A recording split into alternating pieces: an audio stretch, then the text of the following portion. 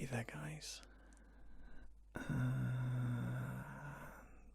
welcome to this sort of soft-spoken book review, somewhere between soft-spoken and whispered. Try and get a good mix. So today's book, as you can see by the title, is Ready Player One. Now, just as a very quick review of it, it's a very good book, very good book, and it's actually probably one of my favourite books. It's really good, and I decided I had to do a review on it for those of you who maybe thought about getting it or thought about reading it and haven't actually gotten round to doing it yet. So hopefully this can change your mind and persuade you to go ahead and do that. So I'm going to try and avoid spoilers, but of course with it being a book and trying to tell you about it, there are going to be story things involved. So if you want to go into it blindly, this video won't be for you, because I will have to talk a little bit about the story. But anyway, this is set in the future. It's set in 2034, if I'm not mistaken. 2044. And basically the world has gone to hell over like fuels and power and energy sources and things like that. So everything has just crumbled. Society is not the same anymore. But everything seems to be working, and there is an environment, a virtual environment set in something called the Oasis, and that's a way for many people of the world to escape the real world and even make money and have jobs and go to school, because there just isn't any resources, and it's the public schools and things are terrible, and if you have good enough grades and things, the government will provide you with a VR headset, a very basic one, but it's essentially a VR headset, and you plug into the Oasis, and that is what this book is based on. It follows a guy called Wade Watts, who's finishing his final year in high school, when a competition arises because the creator of the Oasis dies. And the story follows the quest or the tests that the creator puts in place, and the winner of the competition or quest takes control of the Oasis and gets all of the creator's money and fortune, and so it follows Wade on his journey to get that end goal. The pacing of the book. Now, I am not a fast reader by any means. I am quite a slow reader, but I enjoy books nevertheless. But even I found that I was able to read and get through this book fairly quickly. It's not a very big book. It's 368 pages. So it's a decent sized book, and I found that I was able to get through it rather quickly in a few sittings per night. So for those of you who read quickly, you'll get through it very quickly anyway. And for those of you who are a little slower, like myself, the pace will keep you going and you'll still be gripped. It slows down a little bit, maybe at 2 points in the book, but that's only for literally a few pages, and then it jumps straight back into the high octane, fast paced reading. The author has done an excellent job. It's actually written by Ernest Cline, and he has another book which I've purchased called Armada, which I'm going to read and review.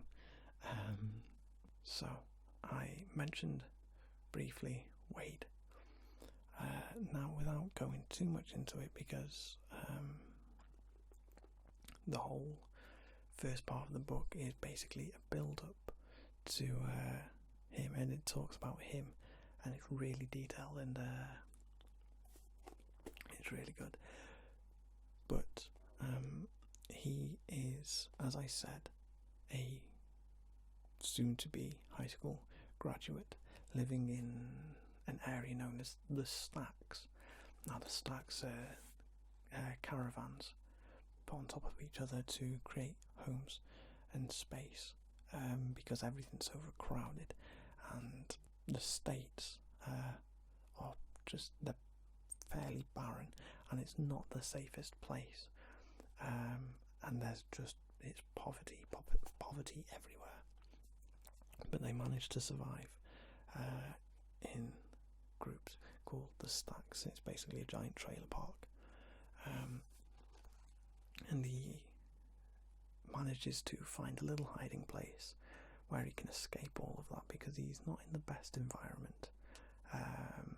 He's living with family members who he doesn't quite like, to say the least. So he finds a place all of his own to just hide away and log into the Oasis. Wade himself is very geeky, he's very nerdy, he likes tech, he likes old things.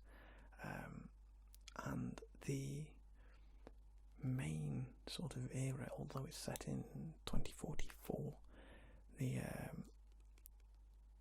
main era for this book, the 1980s, it's very, very 1980s orientated. So he's an absolute whiz when it comes to all things pop culture of the 80s. He, as I said, he's poor, but because of his grades he managed to get into Oasis public school, which was much better than his sort of government run school. So they allowed him, because of his grades, to actually join Oasis schools, which was much better for him. Now, I can in a way relate, or in many ways relate, to Wade as a person because of the character development and how he actually grows as a person throughout the book. Now, character development is really important in books. If you're going to write a book, keep the character changing a little bit, show his emotions, and there's a lot of character development for Wade, both mentally, physically, things like that. And I sort of had a good connection with Wade as a character, which made the book again even easier for me to read. There are a few other characters you have. Now they all have their login names, like their usernames. Nobody shares their names, but they all have their Oasis usernames. So you have H and Artemis, who also in a way have awesome personalities. Not too much development with them, but they are definitely crucial and very important, and you'll grow to love them as characters.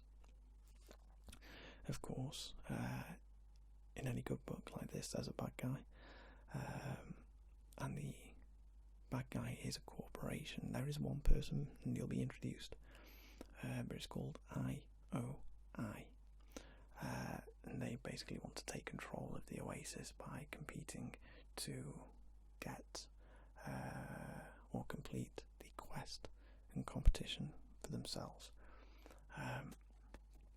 And it explains all of this in the book. And it's just, I won't tell you too much about those, because the build-up for them as well and the way they talk about them is really descriptive, and I wouldn't do any justice with the humour as well that is involved.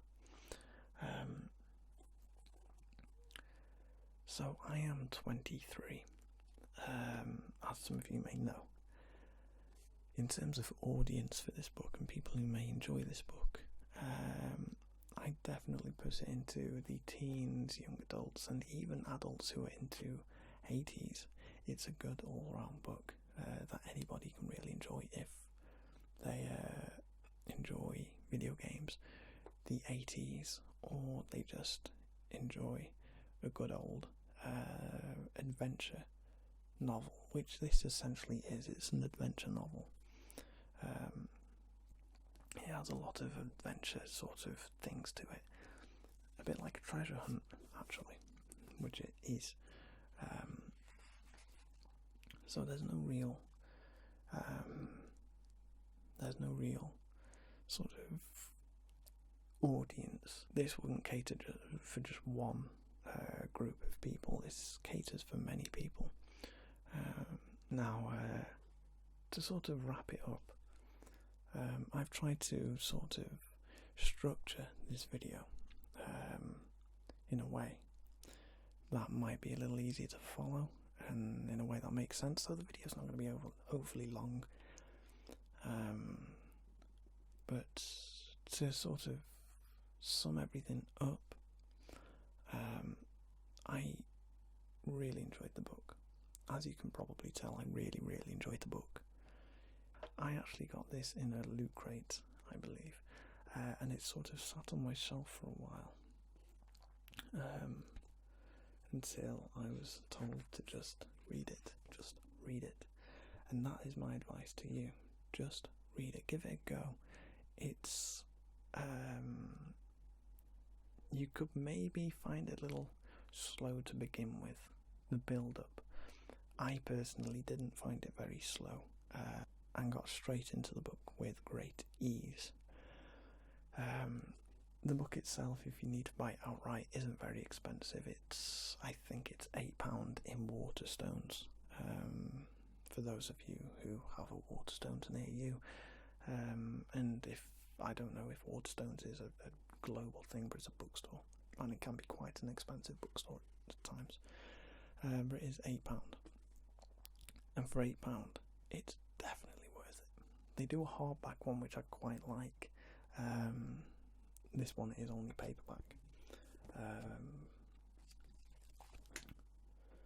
But I suppose, just to conclude, it's awesome.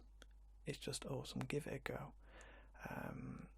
If you know somebody who's got it, borrow it. And for £8, you can't really go wrong with it, because you could, sell it on. Now, I want to try and give it a star system for these book reviews. I'd give this a 4. It could have been, there are sections where it could have been a little more tense because of the whole competition side of it, and if there was a little bit more competition, a little more tension there, it would have got the full 5. But because of that little bit of not so much rushed, it wasn't rushed, but because of the fact that I thought it could have been a bit tenser at a time where it was quite important, I will give it a 4, which is still, good rating. So I hope you enjoyed this review. It is, I think, one of the few times I've actually tried to structure out a video like this, and hopefully it's worked. If you've enjoyed it, if you found that their structure worked for the video and that it actually came out alright, then please let me know, because I will do the same for all of my book reviews, and I will have many to do. But anyway, enough rambling. Thank thank you all so much for watching. I hope I've helped you make a decision on whether or not you want to read Ready Player One. And of course, I will see you all very soon.